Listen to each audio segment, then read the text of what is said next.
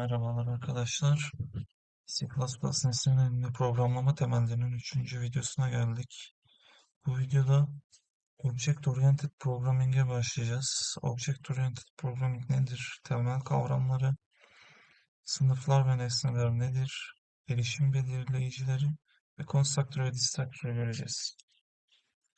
Öncelikle nesne önemli programlama, OOP nedir? Basitçe nesne önemli programlama, gerçek dünyadaki nesneleri kodla modellememizi sağlayan bir programlama yaklaşımıdır diyebiliriz. Neden kullanılır Object Oriented? Kodlarımızı daha düzenli hale getirir çünkü. Benzer özellikteki şeyleri tek bir yapı altında toplamamızı sağlar. Tekrarı azaltır aslında aynı şey. Kodlarımızı daha kullanışlı hale getirir diyebiliriz aslında. Bir de gerçek dünyadaki kavramları kodla karşılamak mümkündür. Şimdi burada gerçek hayattan bir örnek verdim. Mesela bir araba düşünelim. Arabanın özellikleri vardır değil mi? Markası vardır, modeli vardır, hızı vardır. Ve bazı davranışları vardır belli başlı.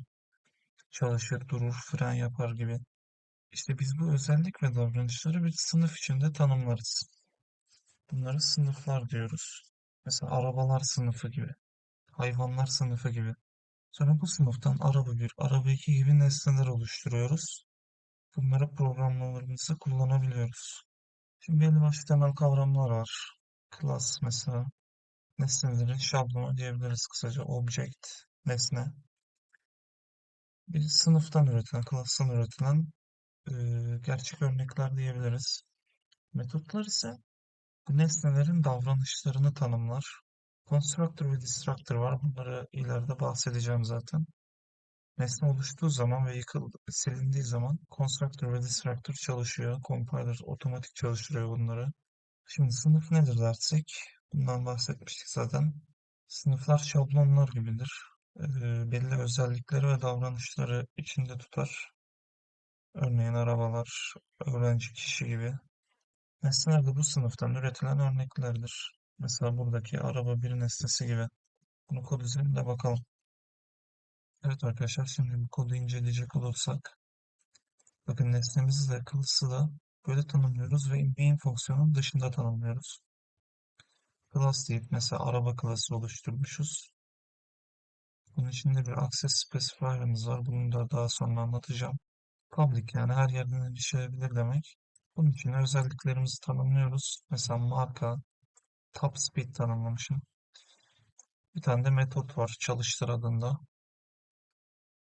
Bunları nasıl kullanıyoruz? Main fonksiyonun içinde araba sınıfından araba bir nesnesini oluşturmuşum. Araba bir nokta marka diyerek mesela burada Toyota demişim örnek olarak. Araba bir nokta top speed'e de 180 vermiş. Ve de araba bir nokta çalıştır diyerek bu metodu çalıştırmışım. Bakalım kodu. Evet, araba çalıştı diye metodumuzu burada uyguladı. Temel olarak böyle diyebiliriz. Şimdi erişim belirleyiciler demiştim. Bunlar nedir?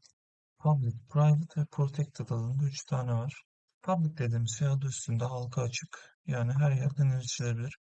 Private ise korunaklı. Sadece o sınıfın içinden erişilebilir. Özel metotlar var. Gather ve Setter diye. Onlar aracılığıyla erişebiliyoruz. Protected ise kalıtlama inheritance konusunu anlattığım zaman bunu göreceğiz. Bunların kalıtılmış sınıflarından erişebiliyoruz. Bu örnek görselleri isterseniz inceleyebilirsiniz. Şimdi geçiyorum. Geldik constructor ve destructor'a. Nedir bunlar? Constructor dediğimiz şey nesne oluştuğu zaman otomatik olarak çalışan metottur aslında. İlk değer ataması gibi şeyleri yaparken kullanıyoruz. Destructor ise nesne yok edilirken oluşan, otomatik olarak nesne yok edildiği zaman çalışan metottur diyebiliriz. Yazılışı böyle. Sınıfla aynı adda oluyor. Sadece destructor yazarken buraya bir tilde işareti koyuyoruz. Şimdi bu kodu inceleyecek olursak deneme adında bir sınıf oluşturmuşum. Public erişim belirleyicisi altında bir constructor bir destructor'ımız var.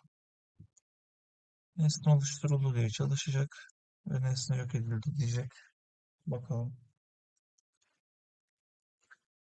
Evet, nesne oluşturuldu.